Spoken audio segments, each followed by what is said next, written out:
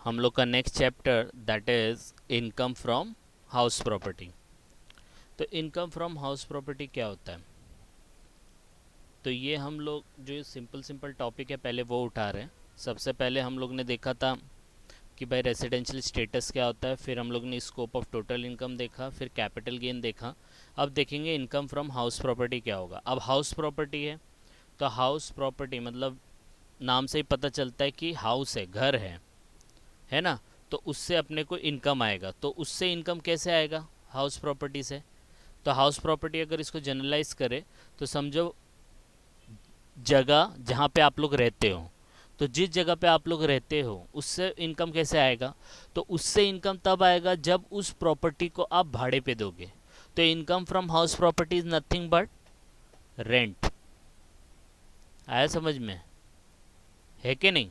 House property से income कैसे आ सकता है? अभी आप बोलेंगे सर हाउस प्रॉपर्टी को बेचेंगे तो भी तो इनकम आएगा ना, लेकिन वो वन टाइम है। वो वन टाइम है, हर बार थोड़ी आएगा, रोज़ थोड़ी आएगा, हर महीने थोड़ी आएगा। लेकिन अगर भाड़े पे देंगे तो हर महीने रेंट आएगा कि नहीं आएगा? तो इनकम फ्रॉम हाउस प्रॉपर्टी का मतलब है कि हाउस प्रॉपर्टी को आपने भाड़े पे दिया और वो भाड़ा जब आपको मिलता है that is income from house property. आया समझ में? तो हाउस प्रॉपर्टी का यहाँ पे मतलब हो रहा है कि कोई प्रॉपर्टी है रहने वाली जिसको आपने भाड़े पे दिया, और भाड़े पे देने पे जो आपको रेंट मिलता है that is income from house property. Clear है इतना?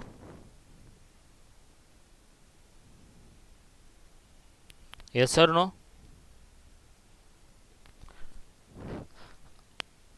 अभी आप लोग बोलेंगे सर ये तो बहुत सिंपल है। अभी समझो मेरे पास घर है, वो घर को अगर मैं भाड़े पे दे देता हूँ, जैसे 5,000 रुपये भाड़े पे दिया तो साल का कितना हुआ?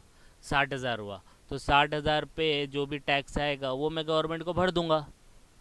तो गवर्नमेंट भी बोलेगी हाँ भर दो। लेकिन क्या होता है कि समझो एग्जाम्पल के तौर पे आपने वो प्रॉपर्टी भाड़े पे 5,000 पे दिया, लेकिन सेम हाउस जो है, सेम हाउस आपके बाजू वाला भी घर उतना ही बड़ा है और उसको भाड़े पे देते हैं तो 10,000 आता है। तो आप 5,000 पे क्यों दे रहे हो? तो गवर्नमेंट को तो लॉस हो रहा है ना। तो गवर्नमेंट को लॉस इसलिए हो रहा है कि आप उस घर को अगर भाड़े पे देते हो तो 5,000 रुपया लेते हो, तो साल का 60,000, तो 60,000 पे टैक्स आता है, वो गवर्नमेंट को आप भरोगे। तो गवर्नमेंट को सिर्फ 60,000 पे टैक्स आ रहा है ना। लेकिन वही सिमिलर घर अगर कोई और भाड़े पे देता है तो उससे 10,000 आता है। तो 10,000 के हिसाब से साल भर का होता है 1,20,000। तो 1,20,000 पे टैक्स आएगा तो गवर्नमेंट को फ़ायदा दूसरे से है, आपसे नहीं है। क्योंकि सेम प्रॉपर्टी, सिमिलर प्रॉपर्टी अगर एक आदमी भाड़े पे देता है तो उससे 10,000 आता है, लेकिन वही सेम प्रॉपर्टी अगर कोई और देता है तो 5,000 आता है। जैसे जैसे मैं देता हूँ तो 5,000 रुपये भाड़ा आता है, आप देते हो तो 10,000। तो गवर्नमेंट को किस में फ़ायदा है? गवर्नमेंट को जो ज़्यादा रेंट ले रहा है उसमें फ़ायदा है ना। Yes sir no? तो अब इस सब प्रॉब्लम से निकलने के लिए गवर्नमेंट ने ना इसके कुछ रूल्स बना दिए कि भाई अगर आपको कोई इनकम फ्रॉम हाउस प्रॉपर्टी से कोई भी इनकम आएगा तो उसको कैसे कैलकुलेट करना है वो आप लोग को हम लोग बताएंगे। तो आप लोग को ज़्यादा मगजमारी करने की ज़रूरत नहीं है। आपको जितना रेंट लेना है लो, कम लो ज़्यादा लो, हम लोग आपको एंड में बताने वाले हैं कि इनकम फ्रॉम हाउस प्रॉपर्टी कैसे कैलकुलेट किया जाता है। तो गवर्नमेंट ने एकदम फ्री छोड़ दिया है कि आपको जो रेंट लेना है लो, लेकिन उसके ऊपर कैलकुलेशन, उसको कैसे कैलकुलेट करना है वो गवर्नमेंट आपको बताएगी।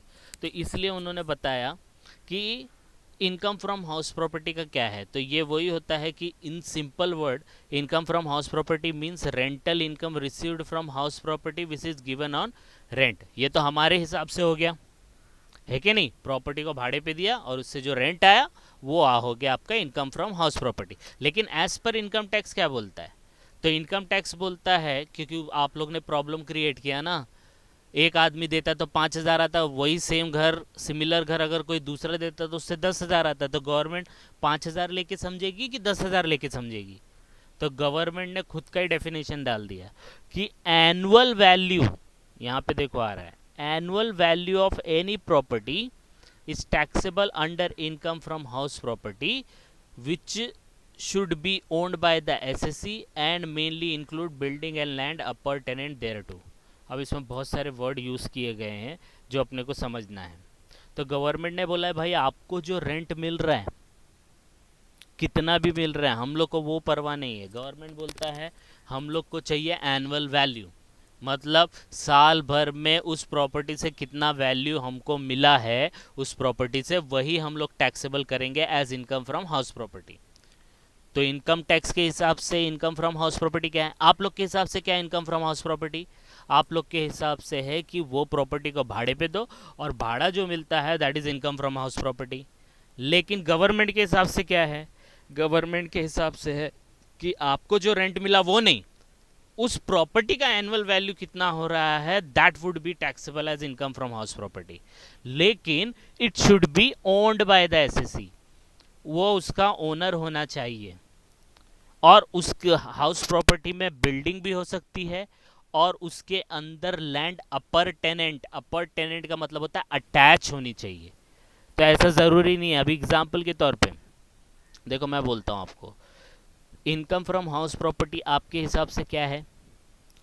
आपके हिसाब से क्या है इनकम फ्रॉम हाउस प्रॉपर्टी? आपके हिसाब से है प्रॉपर्टी को भाड़े पे दिया, भाड़ा जो आया वो रेंट जो आया that is income from house property. Government क्या बोलता है, वो इनकम फ्रॉम हाउस प्रॉपर्टी नहीं है, हम लोग उस प्रॉपर्टी का एनुअल वैल्यू देखेंगे, उस प्रॉपर्टी का ओनर वो प्रॉपर्टी को ओन करना चाहिए एसएससी, और उस प्रॉपर्टी के अंदर बिल्डिंग भी हो सकती है और लैंड भी हो सकता है, अपर टेनेंट मतलब अटैच होना चाहिए। तो इसमें कुछ घुमा के दिया है। तो अब ये बिल्डिंग और लैंड अपर टेनेंट का मतलब क्या है वो हम लोग देखते हैं। अभी जैसे एग्जाम्पल के तौर पे आपका समझो एक बंगला है, ये आपका बंगला है, ये आपका बंगला है, ठीक है, ये आपका बंगला है। अब बंगले के आगे ना एक गार्डन है, अटैच ही है, ये गार्डन है, ठीक है, दिस इज योर गार्डन, लेकिन ये हाउस से क्या है, अटैच है।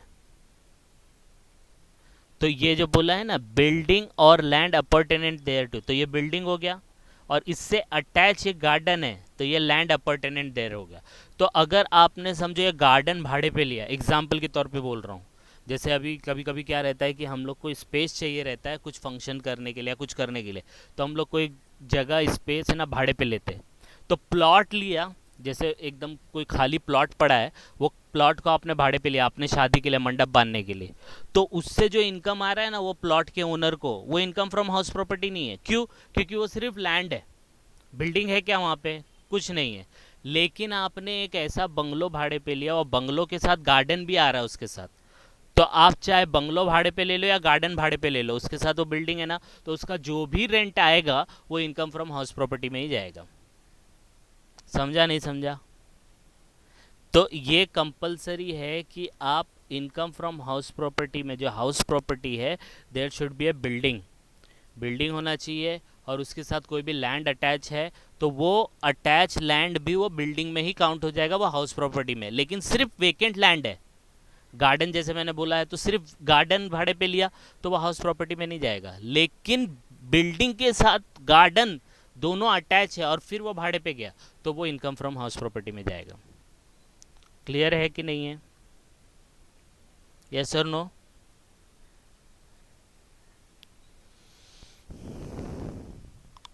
कहाँ है बाकी? समझो अभी मैं और एक्सप्लेन करूंगा तब जाके। तो आपके हिसाब से इनकम फ्रॉम हाउस प्रॉपर्टी क्या होता है, रेंट होता है। लेकिन गवर्नमेंट के हिसाब से इनकम टैक्स के हिसाब से बिल्डिंग और लैंड अपर्टेनेंट देयर टू, और वो एसएससी उसको ओन करना चाहिए और उससे जो भी एनुअल वैल्यू आएगा that would be income from house property. अब देखो आगे दिया है, how ever in the following situation annual value is taxable under income from business and profession. लेकिन कुछ ऐसी सिचुएशन है जिसके अंदर जो एनुअल वैल्यू मिलेगा वो इनकम फ्रॉम हाउस प्रॉपर्टी में टैक्सेबल नहीं होगा, वो income from business and profession में टैक्सेबल होगा। मतलब हाउस प्रॉपर्टी है, उसका एनुअल वैल्यू भी है, लेकिन वो इनकम फ्रॉम हाउस प्रॉपर्टी में नहीं जाएगा, income from business and profession में जाएगा। तो कौन सा है पहला केस? तो first case is if SSC use the property for his own business and profession. अगर वो एसएससी ने ये पूरा का पूरा प्रॉपर्टी को अपने बिजनेस के लिए यूज़ किया तो उसका जो भी एनुअल वैल्यू होगा वो उसके बिजनेस एंड प्रोफेशन में जाएगा, उसके हाउस प्रॉपर्टी में नहीं जाएगा। अभी जैसे मेरे पास एक प्रॉपर्टी है, समझो दो फ्लैट है, दो गाला है समझो, एक गाले में मैं रहता हूँ और दूसरा गाले में मैं अपना खुद का क्लास चलाता हूँ।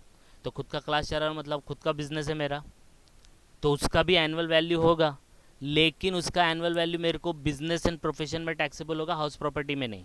क्योंकि मैं अपना बिजनेस कर रहा हूँ ना, तो खुद के बिजनेस के लिए प्रॉपर्टी यूज़ किया, तो वो इनकम फ्रॉम हाउस प्रॉपर्टी में नहीं जाएगा, वो बिजनेस एंड प्रोफेशन में जाएगा।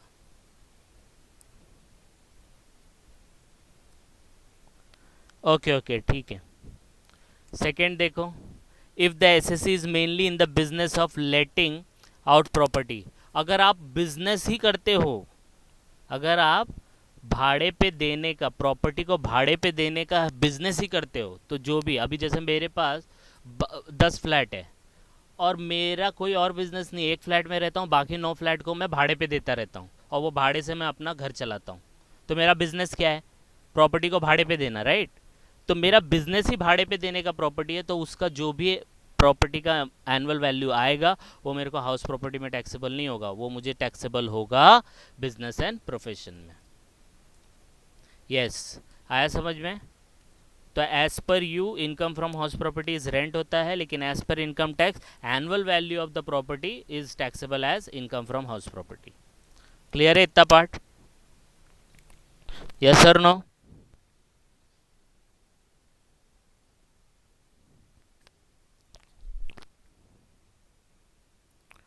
फिर देखो नेक्स्ट क्या है। अब ये जो बिल्डिंग और लैंड अपर्टेनेंट है ना, उसके बारे में देखते हैं। बिल्डिंग और लैंड अपर्टेनेंट देयर टू का मतलब क्या है? तो बिल्डिंग हियर इंक्लूड्स, बिल्डिंग यहाँ पे इंक्लूड करता है, बिल्डिंग में क्या क्या आता है? रेजिडेंशियल हाउस आ गया, क्योंकि बिल्डिंग से आप लोग को क्या समझ में आता है? 10 माले का बिल्डिंग, 50 माले का बिल्डिंग नहीं। रेजिडेंशियल हाउस जो घर में रहते हैं वो भी इसके अंदर आ जाएगा। दूसरा फैक्ट्री बिल्डिंग है, वो भी बिल्डिंग के अंदर कवर हो जाएगा। ऑफिस हो गया, वो भी बिल्डिंग में कवर होगा। शॉप्स है, वो भी इसके अंदर होगा। गोडाउंस, ये सब, and any other commercial premises.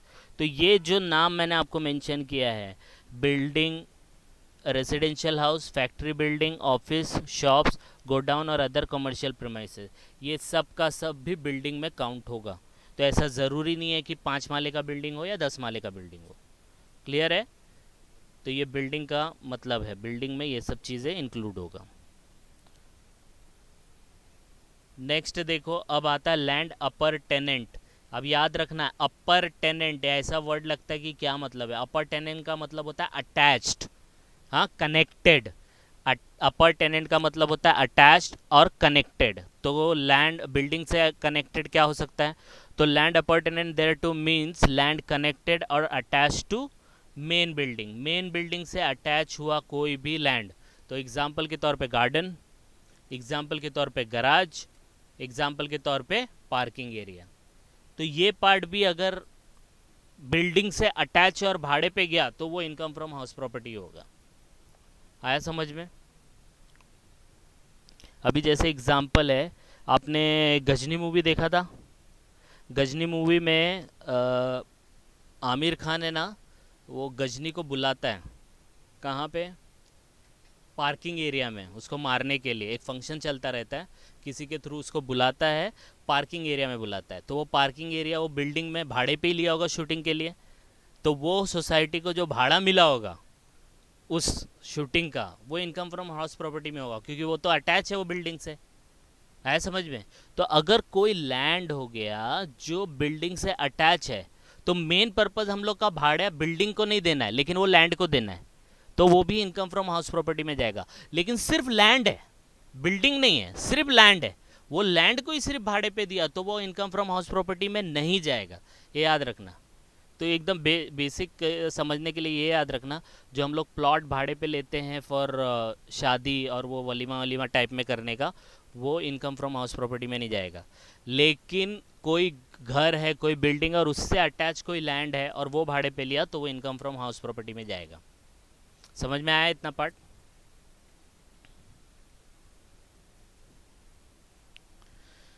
अब नेक्स्ट पार्ट देखते हैं। एक आया था उसमें, SSC should be the owner, मतलब ओनर होना चाहिए। तो ओनर में है ना, दो पार्ट होते हैं। Income from house property is taxable to the SSC only if the SSC is the owner of such property. आप ओनर है वो प्रॉपर्टी का, वो प्रॉपर्टी के ओनर होने से आपको कोई इनकम फ्रॉम हाउस प्रॉपर्टी आ रहा है तो तभी टैक्सेबल है। आप ओनर नहीं है और आपको अगर इनकम आ रहा है वो प्रॉपर्टी से, तो वो इनकम फ्रॉम हाउस प्रॉपर्टी में नहीं जाएगा।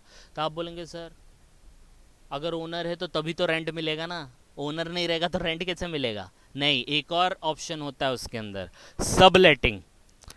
सब लेटिंग ऑफ हाउस प्रॉपर्टी सुना है कभी? सब लेटिंग ऑफ हाउस प्रॉपर्टी कभी सुना है? सब लेटिंग, सब लेट, यस सब लेटिंग नहीं सुना है? ठीक है, जैसे मैं हूँ, मैंने मिस्टर ए है, मिस्टर ए ने बी से प्रॉपर्टी को भाड़े पे लिया, 100 रुपये भाड़े पे लिया। मिस्टर ए ने बी से प्रॉपर्टी भाड़े पे लिया 100 रुपये में हर महीना। ए ने भाड़े पे लेने के बाद सेम प्रॉपर्टी को दूसरे को भाड़े पे दे दी 250 रुपये में। सी को, ए ने बी से प्रॉपर्टी भाड़े पे लिया 100 रुपये में और ए ने वही प्रॉपर्टी दूसरे को भाड़े पे दे दिया 250 रुपये में। तो ए 250 रुपया सी से लेगा और 100 रुपया बी को पे करेगा। तो ए को कितने का फायदा? ए को कितने का फायदा? ए ने बी से प्रॉपर्टी लिया भाड़े पे 100 रुपया पर मंथ और ए ने वही प्रॉपर्टी जो 100 रुपये भाड़े पे लिया था वो 250 रुपये रेंट पे सी को भाड़े पे दे दिया। तो ए सी से 250 रुपया भाड़ा लेता है 250 और वो 250 में से 100 रुपया बी को भाड़ा दे देता है। आया समझ में? तो 150 रुपया क्या है? उस प्रॉपर्टी से उसका इनकम हो रहा है कि नहीं हो रहा है? वो प्रॉपर्टी नहीं होती तो उसको मिलता है 150 रुपया? नहीं मिलता। लेकिन वो ओनर है वो प्रॉपर्टी का? नहीं है। वो ओनर है क्या वो प्रॉपर्टी का? नहीं है। उसने क्या किया, एक से भाड़े पे लिया, लेने के बाद वही प्रॉपर्टी दूसरे को भाड़े पे दे दिया, वो मिडल मैन के तौर पे काम कर लिया। तो 150 रुपया इज कॉल्ड सब लेटिंग ऑफ प्रॉपर्टी। तो ओनर है क्या, तो उसको ये 150 रुपया हाउस प्रॉपर्टी में टैक्सेबल नहीं होगा, उसको अदर सोर्स में टैक्सेबल हो जाएगा।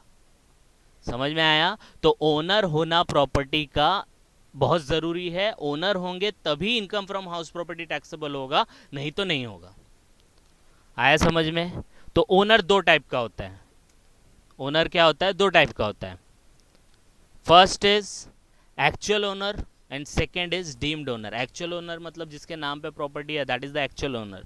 और डीम्ड ओनर का कुछ पार्ट है यहाँ पे, देखो 4-5 पार्ट यहाँ पे दिया है। Transfer of house property by individual to his spouse और माइनर चाइल्ड, तो डीम्ड ओनर है। जैसे मैं हूँ, राइट, मैंने अपने बच्चे के नाम पे एक फ्लैट खरीदा, तो बच्चा थोड़ी कमाता है अभी पैसा, कमाता है क्या? वो तो छोटा है, 1 साल का बच्चा है, तो वो थोड़ी कमाता है। तो उसने खरीदा, तो वो कैसे खरीद सकता? तो मैं ही खरीद रहा हूँ ना, समझ रहे हो? तो नाम पे बच्चे के रहेगा, लेकिन एक्चुअल में ओनर कौन रहेगा? मैं ही रहूँगा ना। तो मैं डीम्ड ओनर बन जाएगा, तो उससे प्रॉपर्टी से जो भी टैक्सेबल होगा वो मुझे ही होगा, बच्चे को नहीं होगा। समझ में आया?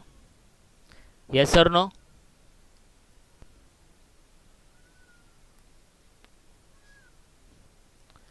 ठीक है। दूसरा देखो, ऐसा ही है ये सिर्फ नाम याद रखना है। अगर शॉर्ट नोट में आया तो ये 4-5 पॉइंट लिख देना है। Holder of impartible state, all property in such state. फिर member of cooperative society, company, association to whom building और part is allotted leased under house building scheme. Building scheme होता है कंपनी का, सोसाइटीज़ का, जिसके अंदर जितने भी मेंबर होते हैं ना, तो उनको फ्लैट अलॉट किए जाते हैं कि आप ले लो। मतलब रहता वो कंपनी के नाम पे, लेकिन कंपनी से उन लोगों के नाम पे, मेंबर के नाम पे ट्रांसफ़र होता है।